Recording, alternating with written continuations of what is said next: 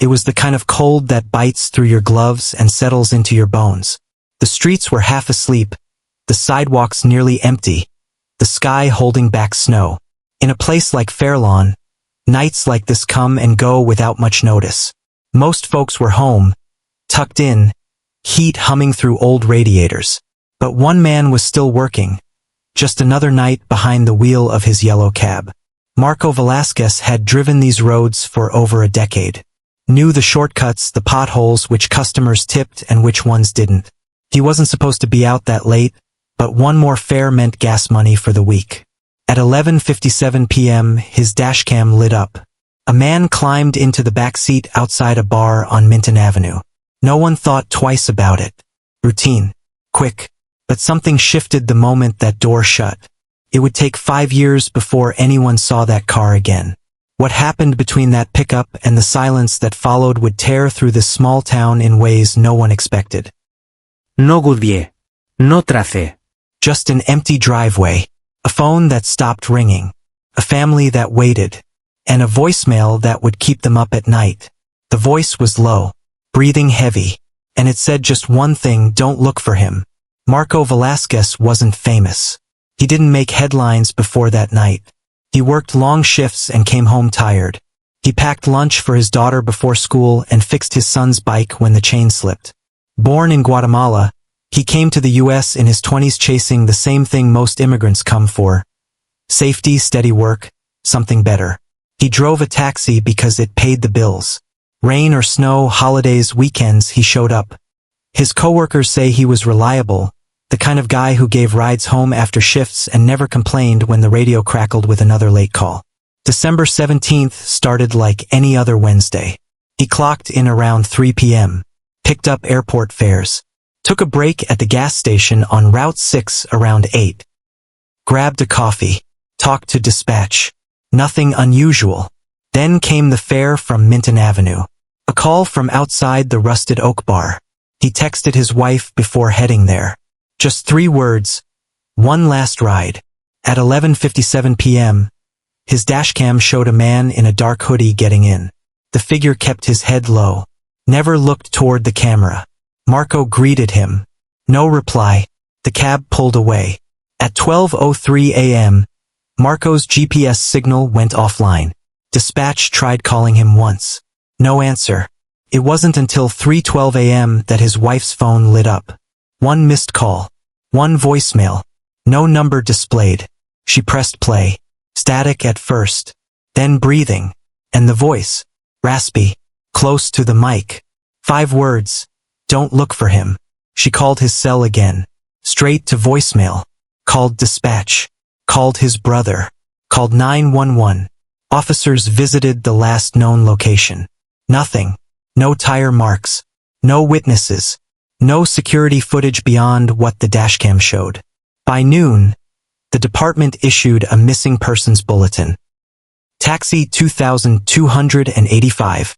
Last seen at 11:57 p.m. Driver, Marco Velasquez. Age, 38. Height, 5 feet 10 inches. Eyes brown. Hair, black. He wore a navy jacket, jeans, and boots. His phone was off. His bank card never used again. His cab, gone without a trace. When Marco's cab disappeared, the town reacted fast. Local officers began canvassing the area by sunrise. They went straight to the Rusted Oak Bar where the fare originated. It was a quiet night. Only a handful of patrons remained when Marco pulled up. The bartender remembered seeing the cab but couldn't say who got in. Surveillance cameras inside the bar were positioned toward the bar stools and the register, not the exit. No footage of the man walking out. The staff couldn't give a name or a face. Just vague mentions of a guy in a dark hoodie. Maybe 6 feet. Maybe not. Maybe alone. Or maybe not. The information was scattered. Within 24 hours, detectives looked into Marco's usual route home. He often took the expressway to save time, especially that late. But the GPS log, which stopped abruptly at 12:03 a.m., showed the cab veering off toward a wooded area outside the town grid.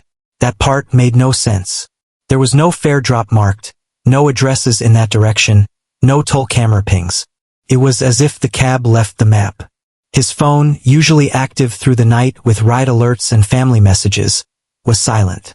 Pings stopped the same time the GPS cut off. Investigators found no signs of distress, no forced communication, no red flags on his bank or credit cards, just sudden silence. The seatbelt records showed it was fastened at pickup and never clicked again. That caught attention. The cab company released maintenance records. Nothing wrong with the vehicle. It was last serviced 6 days earlier. No mechanical issues reported. By day 3, a community search was underway. Dozens turned into hundreds.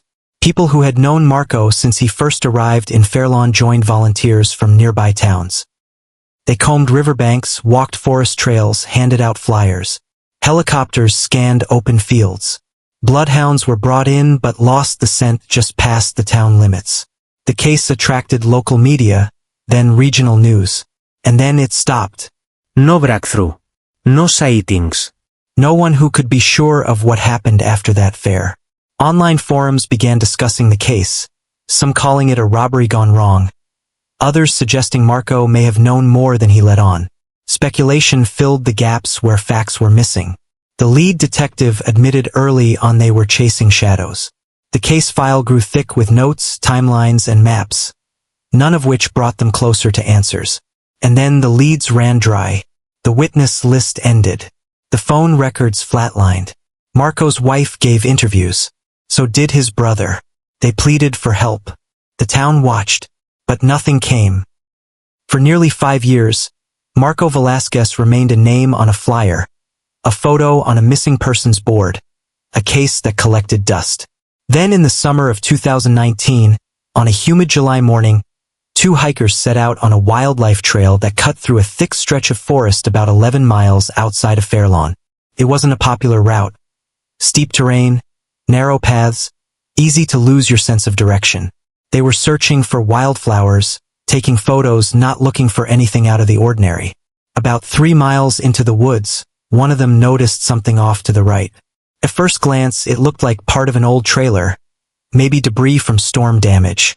But as they stepped closer, they saw yellow paint, rusted, peeling, hidden under a mess of fallen branches and layers of dirt. It was a car, buried so deep in the brush it would have been invisible from the air. The side panel still had faint lettering, 2285, the taxi number Marco drove. The rear windows were broken, vines growing through the seats. The roof was collapsed from years of snow and rot. They called it in. The officers who arrived on scene that afternoon knew exactly what they were looking at. They sealed the area, marked every inch. When forensics opened the driver's side door, what they found turned a cold case into something else entirely. The seat was stained. Blood had dried into the fabric. The key was still in the ignition. Under the floor mat, a burner phone was wedged between the metal base and a loose piece of carpet. It had 2 calls logged, both deleted. Tech teams recovered fragments of one message. No voice, only static. The second file was unreadable. No SIM card. No contacts. And then there was the bill. A crumpled $20 note stuffed into the center console. Torn at the corner. On the back, a tiny doodle, 2 stick figures and a sun above their heads. Marco's daughter, Sophia, later confirmed she had drawn something almost identical a week before he vanished. He used to keep them in his wallet. The photo of her sketch matched the lines on the bill. Detectives said it was like finding a ghost frozen in time. Everything in the cab had aged. Mold, dust, rodents had nested in the back seat. But what struck investigators was the location. How remote it was, how difficult it would have been to get the vehicle that far off road without help. There were no tire tracks, no nearby access roads, just trees and mud. It looked like someone went to great effort to make sure it was never found.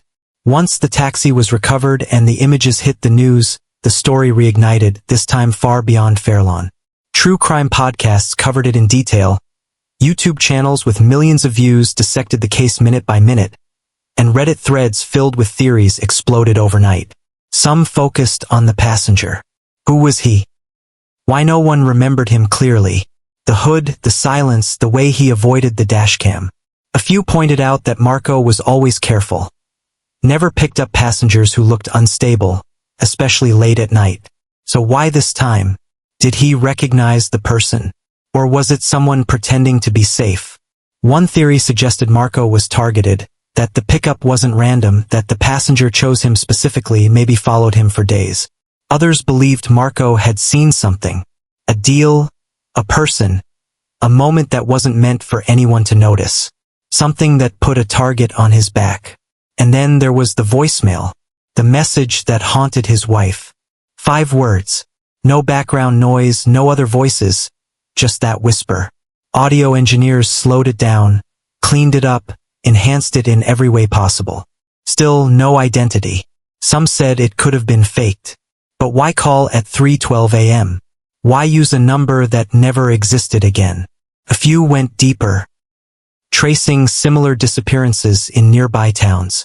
Cases of taxi drivers who vanished without warning, only for their vehicles to be found in strange places weeks or months later. In most of those, the drivers were never located. On one podcast, a former private investigator mentioned patterns, routes that didn't make sense, GPS devices shut off manually, phone activity wiped within minutes. It got darker. In a video now viewed over 3 million times, a psychic medium claimed that the passenger never left the woods. She described a man with no name, who walked in and never planned to walk out. Law enforcement never confirmed any connection, but the comments flooded with people claiming similar visions, dreams, feelings. It wasn't proof, but it stirred something in people. The loudest theory emerged in early 2020. A long Reddit thread that connected the Fairlawn case with several missing persons across the region. All of them involved taxis or rideshare pickups. All late at night. All male drivers. In each case, the rider was never officially identified. Some posts suggested the existence of a hidden operation, something built to exploit the untraceable moments between pickups and drop-offs, where someone could vanish without a struggle, without alert, without camera footage. Blackmail, abduction. Worse, investigators never confirmed these links publicly. But in interviews, some admitted they were reviewing similar files. The dots weren't always clear, but the gaps, they were too consistent to ignore. The story of Marco Velasquez had moved beyond one man. It was becoming a question people across the country started to ask. How easy is it to disappear in the space between passenger picked up and driver never returned? For nearly 7 years, the case stood still. No movement. No suspects. The voicemail remained unexplained. The taxi sat in evidence storage, rust frozen into the metal. Then in the spring of 2021, inside a federal courtroom in Albany, everything changed. Ray Dawson, known on the street as Trigger, was already behind bars. Armed robbery, weapons charges, multiple offenses across 3 states. But now he was looking for a reduced sentence. In exchange, he offered information on a missing man, a cab, and a cabin in the woods. Investigators were skeptical. Inmates lied all the time. But Dawson knew things no one else could have guessed. He said Marco Velasquez wasn't just unlucky, he was picked. A list had been made. A short one. Men who worked nights. Men whose routines were easy to track. Men no one would notice missing until morning. Dawson claimed Marco's name came from someone local, someone who knew the routes, knew who would be out late. The pickup on Minton Avenue, he said, wasn't a real customer. It was a lure. The ride was used to cut Marco off from signals, drive him toward a dead zone, and hand him off. Dawson gave them coordinates. A spot off a maintenance road, deep past the tree line, an hour outside town. When police got there, they found the cabin, or what was left of it. Half collapsed, weather-beaten, no power. No windows. Inside, investigators documented everything. A stained mattress, a bucket of burnt plastic and metal, and a map. Folded, torn, smeared with ash but still legible. It showed taxi routes marked with red ink, circles around certain blocks, notes scribbled on the sides. Underneath the floorboards, they found a box wrapped in cloth. Inside were laminated photos, faces, men in uniforms, all missing, all connected to transport work, rideshare, cab, shuttle. One of the photos was Marco's company ID. Another showed a man reported missing in Pennsylvania in 2013. Alongside the photos were metal chains, snapped locks, and what appeared to be driver's licenses partially burned, some melted beyond recognition. The evidence was overwhelming. Detectives at the press briefing said they had never seen anything like it. One officer described the case as layered and quiet, planned with care, no mess, no noise. The discovery opened up new leads, new names, and new locations. But most of all, it confirmed one thing. Marco Velasquez wasn't alone. The recovery of the cabin and everything inside it gave the investigation momentum. But even with the evidence, the answers remained scattered. Marco Velasquez's body was never found. Despite the blood in the taxi, despite the items left behind, despite the location being matched to the confession, the search teams found no remains. Cadaver dogs were brought in. Soil samples taken. Nothing. The question of where he is continues to haunt his family. His wife still keeps his voicemail saved. She listens to it once a year on the night he vanished. His daughter, now in high school, carries a copy of the doodle found on the $20 bill inside her backpack. The FBI has since stepped in. The agency has confirmed the ring Dawson described may stretch across state lines, using ride services and marked or unmarked cabs to traffic victims for purposes still under investigation. None of the suspects Dawson named have been arrested. Some can't be found. Others don't exist under the names he gave. The burner phone found under the floor mat remains another dead end. The SIM card had been linked to a prepaid plan activated at a corner store 90 miles away, purchased in cash. No cameras, no fingerprint data, nothing to lead back to whoever made that call. The voicemail itself has been studied by both state and federal analysts. No conclusive voice match, no background interference to place its origin. The man in the hoodie, the last person seen with Marco, is still unidentified. Age estimate, build, height, all based on less than 10 seconds of blurry footage. He never looked up, never spoke, never returned. Community members still gather every December. They light candles near the old taxi lot. They place yellow ribbons on the fence. They stand in silence at 11:57 p.m., the moment the dashcam flickered on for the last time. For Marco's family, closure remains out of reach. Pieces have surfaced, but the picture is still incomplete. A husband never came home. A father never said goodbye. And a town still asks the same question they asked that morning in 2014. How does a man simply vanish, and why has no one been held responsible? He left for one last fare and never came back. A man who clocked in every day, who knew his routes, who followed the same habits night after night.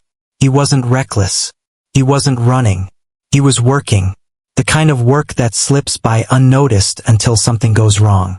And on that night, something did.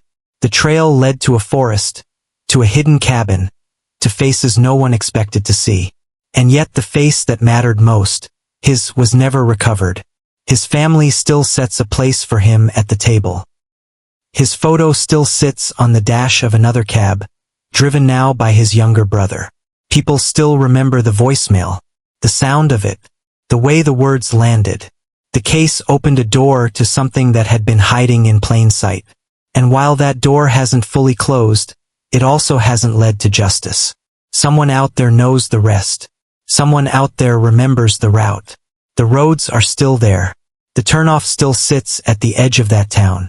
The tracks may be gone, but the questions have not faded.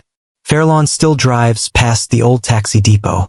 The number 2285 still echoes in local papers, in chat rooms, in quiet conversations between those who remember the search. And for every ride that ends safely, there's a family somewhere hoping theirs will too. The snow keeps falling. The woods stay quiet. And the last ride Marco Velasquez ever took still hangs in the air like breath on a cold December night.